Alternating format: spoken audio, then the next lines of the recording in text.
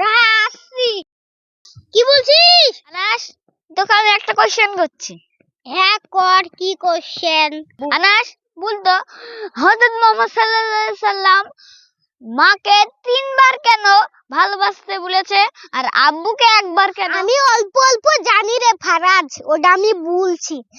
আমি মার পেটে ছিলাম 10 মাস 10 দিন 2 বছর দুধ পান করেছি। তারপরে আমাকে কষ্ট করে লালন পালন করেছে, তার জন্য নবীজি বলেছে দিদি মাকে 3 বার ভালোবাসতে একবার। কারণ বলবো? হ্যাঁ বল। আব্বু কষ্ট করে আমাদেরকে বিদেশ থেকে টাকা পাঠিয়ে আমাদেরকে কষ্ট করে লালন পালন করছে, তার লেগে আব্বুকে একবার বলেছে আর আম্মুকে 3 বার। ঠিকই বলেছিস রে আনাস। আপনারা মাকেও ভালোবাসবেন, তার লেগে আব্বুকেও ভালোবাসবেন, তার লেগে আব্বুর নেকিতে মারও নেকিতে আপনারা জান্নাতি হবেন।